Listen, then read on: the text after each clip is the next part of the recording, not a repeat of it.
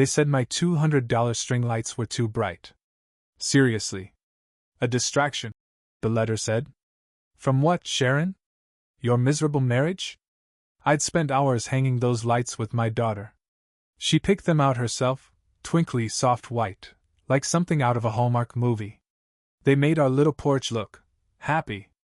2 days later, I got a violation notice from the HOA. Remove immediately or face fines. I laughed at first. I thought it was a joke. It wasn't. The kicker? Sharon, the HOA president, had a 3-foot glowing reindeer in her yard that literally blinked red and green like it was trying to summon aircraft. So I asked her, "Why is yours okay and mine isn't?" She didn't even blink. Because mine's tasteful. That was the moment. Right then I decided. Fine. If tasteful is what you want, I'm about to give you a freaking masterpiece. And trust me, nobody's gonna miss it.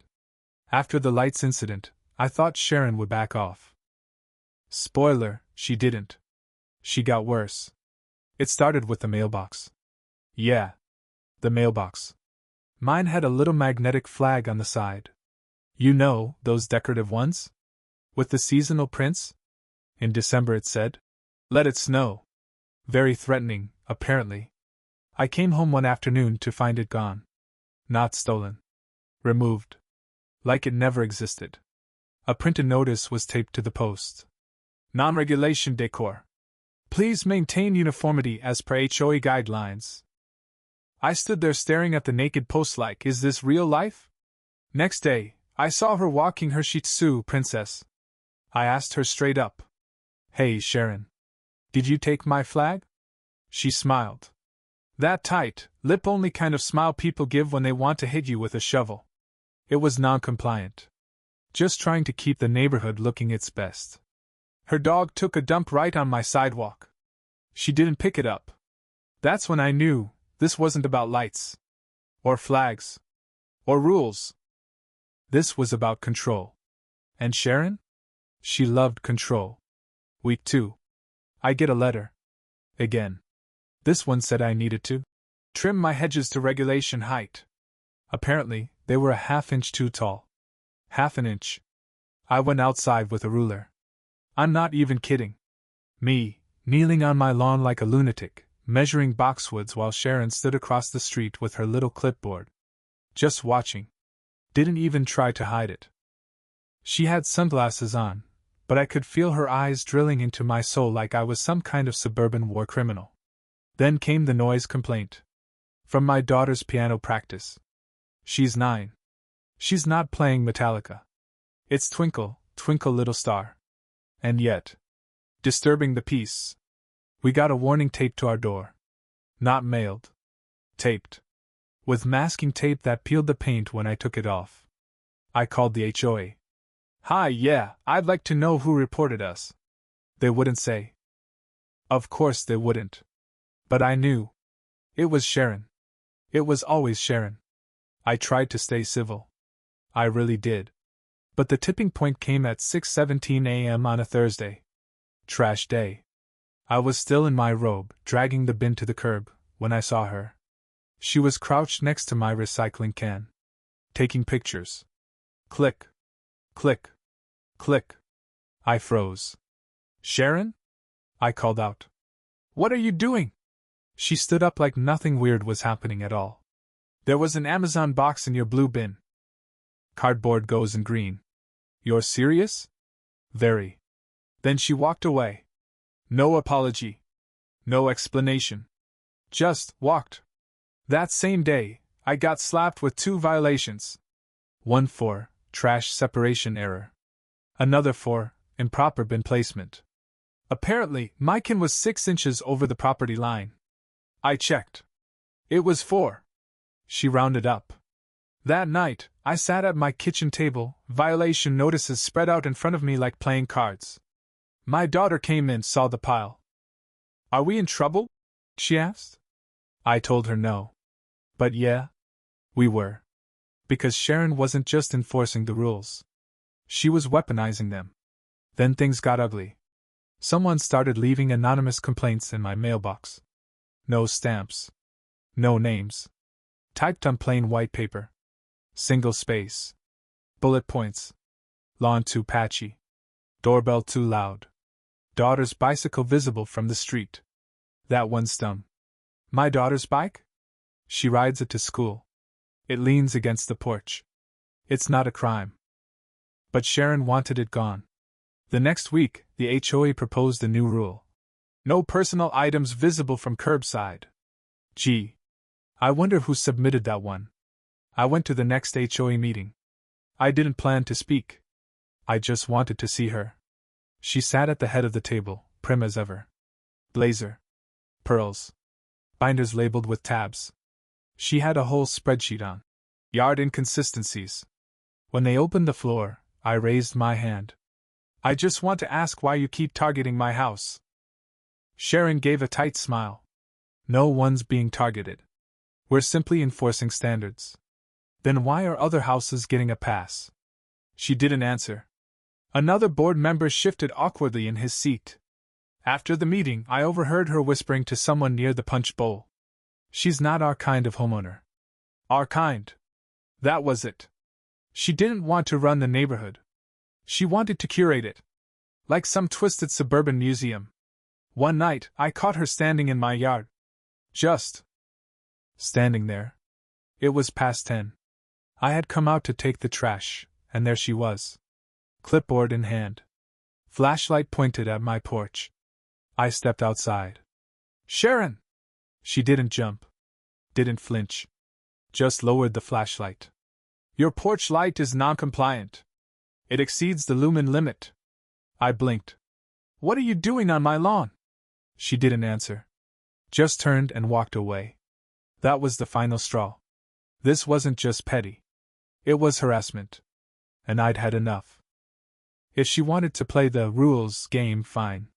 I was going to read every single rule in that dusty HOA binder. Then I'd find the loophole. The crack in her little kingdom. And I was going to blow it wide open. Because Sharon might have won the battle over the string lights. But Christmas? Christmas was mine. After Sharon trespassed in my yard like a raccoon with a spreadsheet, I started keeping the porch camera on 24/7. And just like that, guess who stopped showing up at night? For about 3 days. Then she found other ways to mess with me. Like calling animal control. Yeah. I came home one afternoon and found a notice taped to the door. Complaint of aggressive dog behavior. Pet may need evaluation. We don't have a dog. We have a cat. His name is Pickles. He's 15. He sleeps 21 hours a day and yells at corners. Aggressive? Only if you're a throw pillow. I called the city. They confirmed someone had reported a large, barking canine seen roaming the property. I checked the camera footage. Nothing. Except for Sharon, walking past. Twice. Then there was the package. My daughter's Christmas gift. She's been begging for this sparkly pink scooter with light-up wheels. Ordered it early. Had it shipped to our house. Never arrived. I checked the tracking. Delivered. Checked the cameras again. Saw the UPS guy leave it on the porch. And 30 minutes later? Gone. Poof. Vanished. I tried to file a police report. They asked for footage. I gave it to them. Problem is, the angle didn't show who took it. Just a shadow. Someone in a coat. Someone tall. Someone who walked up like they knew it was there. You think it was Sharon? My husband asked that night. He works 2 jobs. Doesn't usually get involved in neighborhood drama. But even he was starting to notice the pattern. I don't know, I said. But who else has a problem with us? Maybe it's random. But it wasn't. 2 days later, Sharon posted on the neighborhood app a thread titled, Package Theft, sadly, from one of our own. I clicked it. She didn't name names. But she said someone had falsely reported a stolen package. To gain sympathy. And stir conflict. And then she added this gem. We must be vigilant. Not everyone here belongs here. Oh. So now I'm the thief? The one getting packages stolen is now the problem? Got it. Things spiraled fast after that. One morning, I went out to find eggs splattered on our garage door. Cartons worth. Still dripping. Kids thought it was funny. My daughter didn't. She cried. She asked if Santa was mad at her. That's when I knew we were past subtle. The next HOA letter said I was being monitored for continued violations. What violations? No clue. They didn't say. They never did anymore. It was just vague threats. Empty warnings. And the worst part? The neighborhood started to turn. People got quieter around me. Less friendly. No more small talk at the mailbox. No more waves. Even the guy with the inflatable dinosaur took his down. The message was clear. Fall in line. Or get eaten alive. At work, I started messing up. Missed 2 meetings in 1 week. Spaced on a report deadline. My boss asked if everything was okay. I said yes. It wasn't. My brain was fried. I couldn't sleep. Every night I'd stare at the ceiling wondering what Sharon would do next. Take our trash? Slash our tires? Get us kicked out? I started looking up real estate listings. I actually thought about moving. But that would mean she won. Sharon would win. And no way in hell was I handing her that victory. I kept reading the HOA rulebook. Every night. Like a bedtime horror novel. Buried in section 14, under seasonal displays, I found it. Homeowners may install seasonal decorations from November 15th to January 15th, provided they do not obstruct walkways or interfere with traffic visibility. No mention of brightness. No mention of size. Just one rule. Must be in the spirit of the holiday. Whatever that means. And that's when something in me snapped. Not gently. Not like a twig. Like a tree. A Christmas tree, to be specific. Enough was enough. It was time for revenge. I didn't start plotting revenge right away. At first, I just fantasized about it. About Sharon's clipboard catching fire. About turning my lawn into a haunted house in December. About filling her mailbox with glitter bombs. Okay, maybe not that last one. But I did Google non-lethal HOA retaliation more than once. Unfortunately, the internet is full of 2 kinds of people. People who think revenge means sending angry emails. People who own camo suits and build traps in the woods. Neither group was helpful. My first idea was small. I bought one of those motion-activated Christmas toys. It was a tiny elf holding a bell. Every time someone walked by, it would screech, "Jingle, jingle! Merry Christmas!" at full volume. I put it on the front porch. Within hours, it mysteriously stopped working. Battery drained. Or maybe someone drained it. Sharon. I replaced the batteries. This time, it was gone.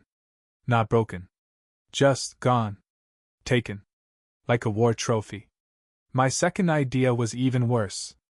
I tried to hang a wreath. Not a big one. Just a regular, tasteful, Target special kind of wreath. Within 10 minutes, I got a photo of it in the HOA group chat. No caption. Just a picture.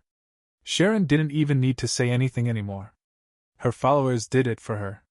Is that allowed? Doesn't look standard. Why do people always need to stand out?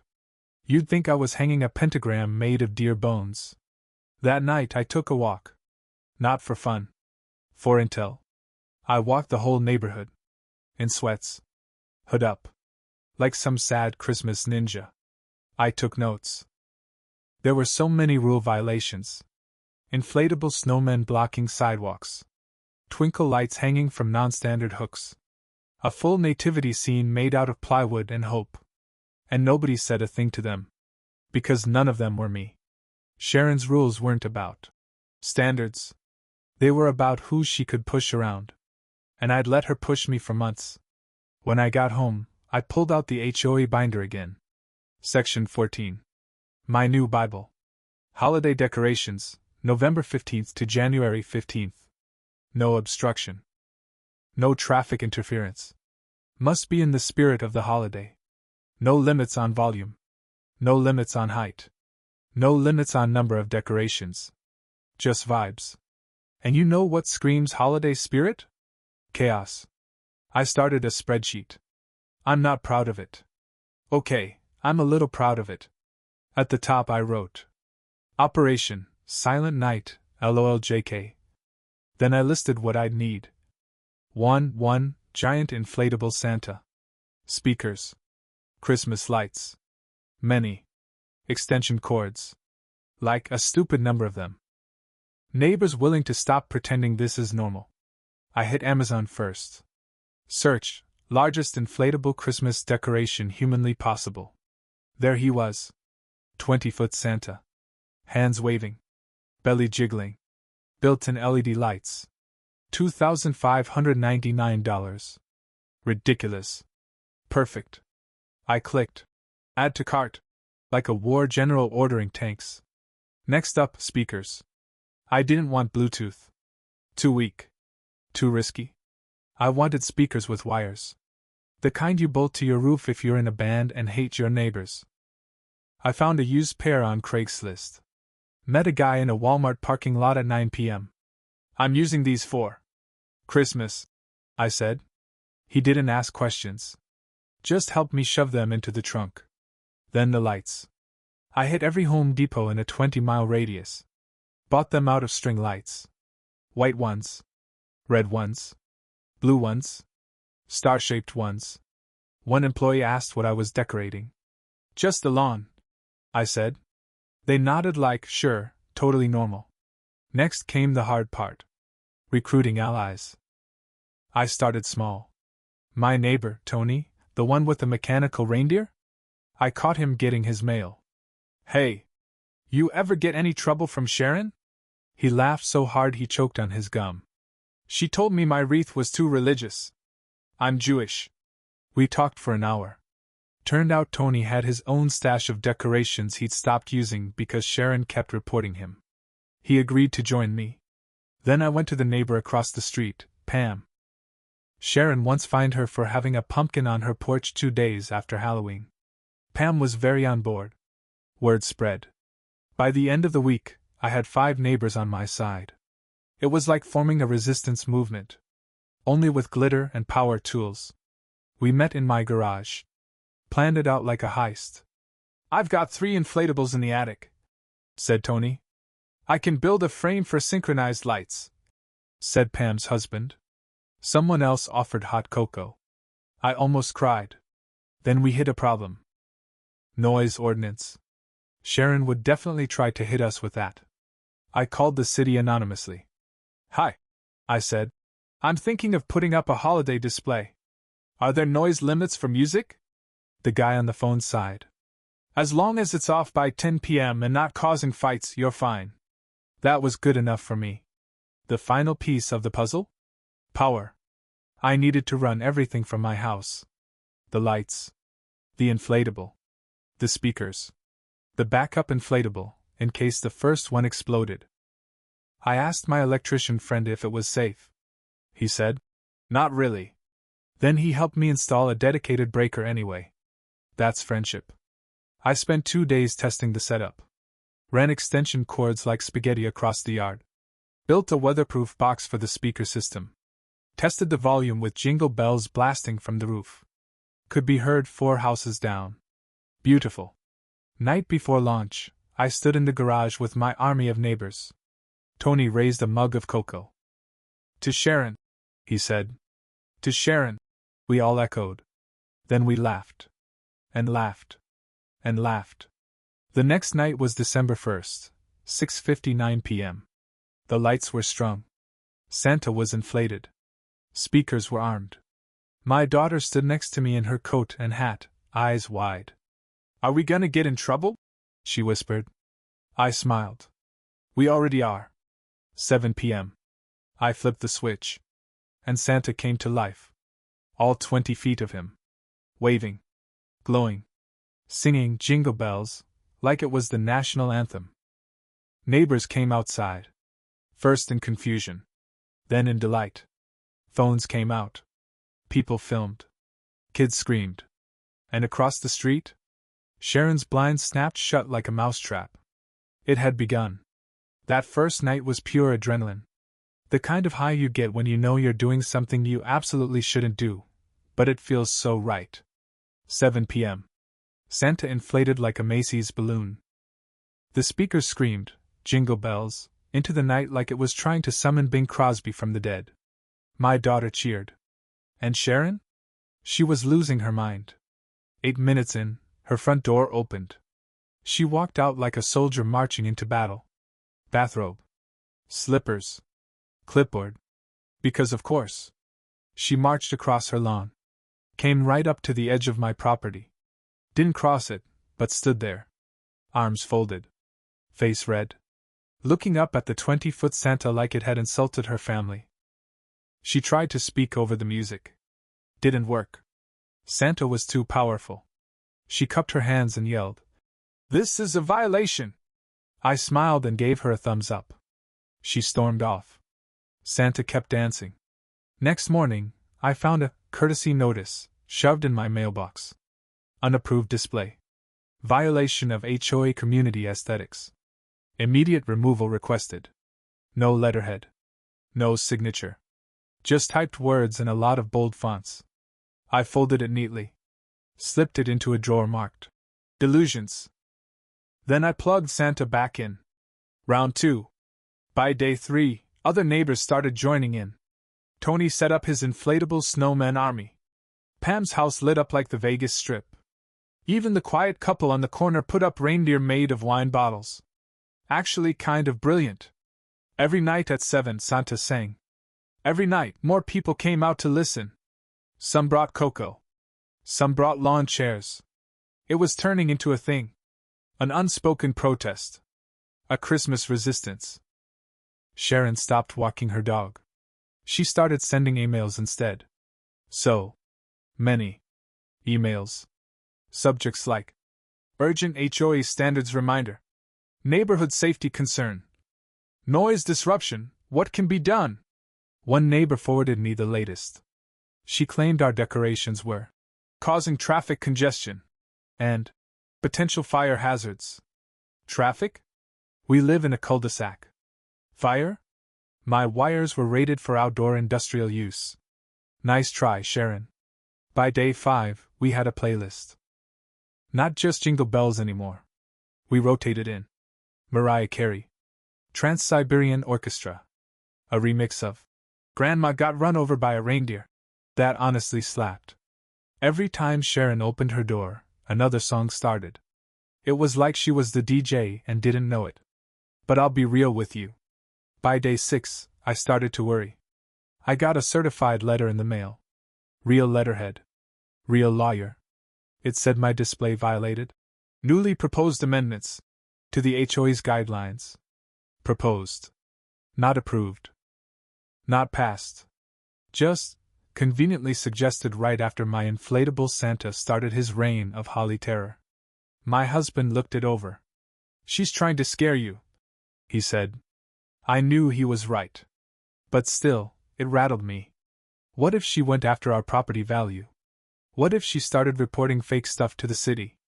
She'd already done worse. That night, I hesitated before plugging in the lights. My daughter stood next to me, holding Santa's power cord in her little mittened hand. "You're not giving up, are you?" she asked. I looked down at her. And I remembered why I started all this. It wasn't just about Sharon. It was about standing up to every little tyrant who thinks they can ruin your peace because they have a clipboard and zero joy in their life. I knelt down. "No," I said. "We're just getting started." She plugged in the cord. Santa rose again. Like a jolly phoenix. At 7:24 p.m., Sharon lost it. She came storming across the lawn again. No clipboard this time. Just rage. She stepped right onto my porch. "Turn it off," she snapped. "Step off my property," I said calmly. "This is harassment. I will call the police." "Please do." She paused. She wasn't expecting that. At 7:28 p.m., 2 squad cars pulled up. Flashing lights. Neighbors stepped outside. Everyone stopped what they were doing. Santa kept singing. Mariah Carey hit the high note. It was surreal. An officer got out and walked up. I met him halfway. "Evening," he said, glancing at the glowing chaos behind me. Hi. Got a call about a disturbance. Noise complaints. I nodded. It's Christmas music. Within hours. Under legal decibel limit. Not amplified past 10 p.m. I've got the city's noise code printed inside. He raised an eyebrow. You planned this. Oh, I very much planned this. He looked past me at Sharon, who was now pacing in her robe like a frustrated sitcom villain. Honestly? He said. Looks festive. Then he turned and left. Didn't even write a report. Sharon stood there frozen. No backup. No ticket. No win. I watched her clench her jaw. Her eyes darted around the yard, searching for something, anything, to use against me. Nothing. She turned and stomped home. Santa deflated 30 minutes later. His job for now was done. But I knew Sharon. She wasn't finished. She was stewing. Plotting. The HOA was meeting next week. And if I knew her, and unfortunately, I very much did, she had something planned. Some new rule. Some surprise vote. Something nasty. She wanted me humiliated. Isolated. Crushed. But what she didn't know was that I wasn't just playing defense anymore. I had a plan too. And mine had tinsel. The HOA meeting was scheduled for Thursday night. 7 p.m., same time Santa usually went live. Coincidence? Please. Sharon practically handpicked the time so I'd be too distracted to show up. She was expecting me to be home, tangled in extension cords, running crowd control for inflatable mayhem. She was expecting me to be too busy to fight back. And that's where she really messed up. Because I wasn't just showing up. I was coming with receipts, witnesses, and festive spite. Step 1 of the plan? Get on the agenda. HOA meetings have rules. Bylaws. Structure. You can't just show up and start talking. You need to request time. Officially. So the week before, I sent in my formal request. Topic: Proposed amendments to holiday display guidelines. A.K.A. Let's talk about how Sharon tried to outlaw joy. Step 2: Rally the troops. I spent the weekend collecting signatures. Tony, Pam, wine bottle reindeer couple, everyone who'd been targeted, harassed, or just generally Sharoned. I knocked on doors. Talked to people. Told them what was coming. They didn't need much convincing. In total, I got 23 signatures. Over half the neighborhood. You know how hard that is. People don't even answer their doors for Girl Scouts anymore. Step 3: Print the evidence. I dug through every HOA letter I'd ever gotten. All the fake violations. All the courtesy notices. All the rulebook pages she bent like a yoga instructor. I made a binder. Labeled it, The Sharon Doctrine. Underneath, how one woman tried to cancel Christmas. It was 25 inches thick. Glorious. Thursday night. I wore a red sweater with blinking lights. Subtle, but powerful. We walked into the community center like a Christmas-themed Avengers squad. Neighbors behind me. Binder in hand. Sharon saw us and did that fake smile thing again. Didn't think you'd come, she said. Oh, I said. We wouldn't miss this for the world. Meeting started like usual. Roll call. Boring updates. Sharon droned on about safety concerns and ongoing disturbances caused by excessive holiday displays. Then she pulled out her surprise. A motion. To ban all amplified holiday music.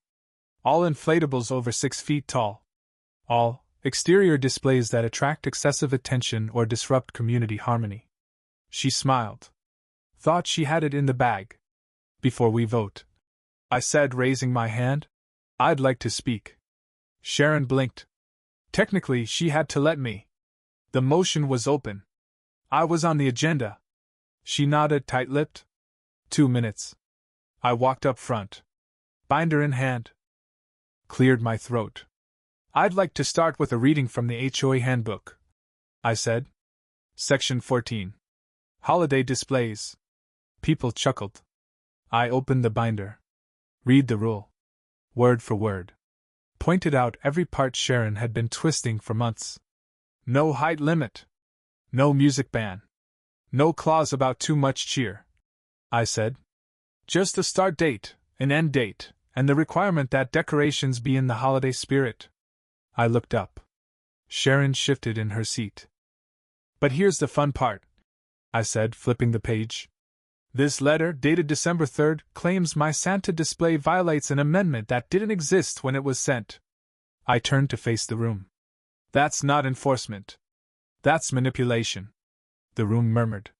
People nodded. I kept going. Held up the photos. The signatures. The video of her trespassing in my yard. And this, I said, pulling out a printout, is a statement from the city, confirming no noise violations occurred. Not one. Tony stood up. So why are we the ones being punished? Pam followed. Why are her decorations okay, but ours aren't? Then one voice from the back. I just want to put up a dang wreath without getting a letter. Sharon panicked. This isn't a trial, she snapped. These are just opinions. Emotional reactions.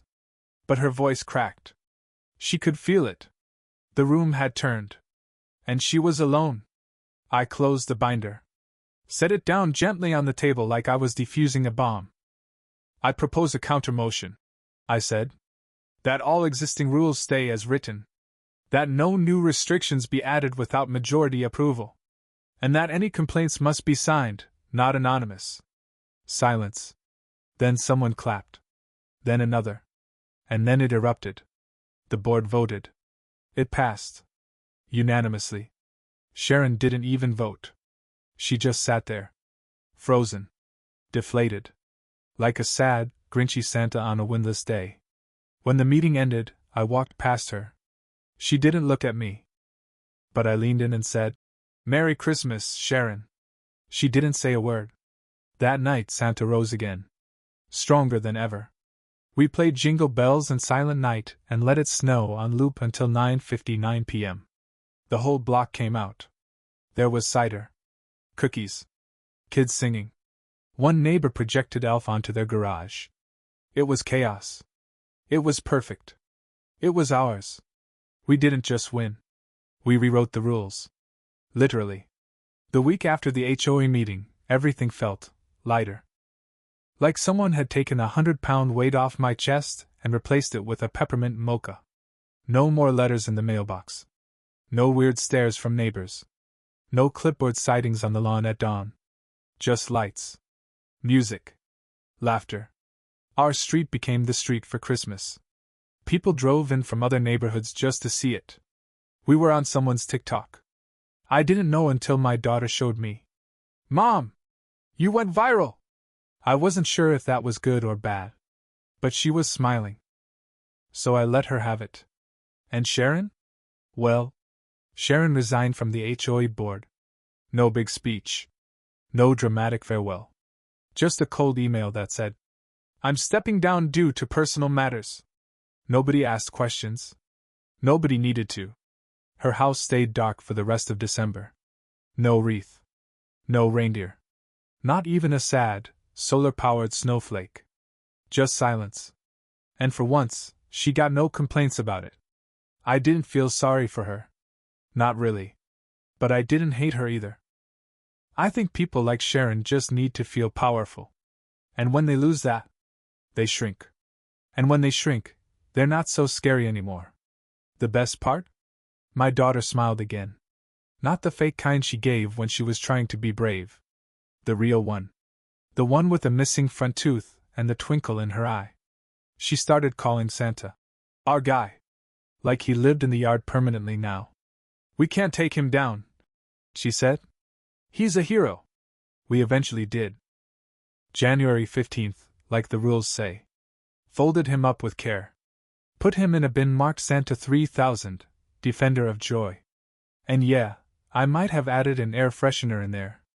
Because he smelled like victory and extension cords.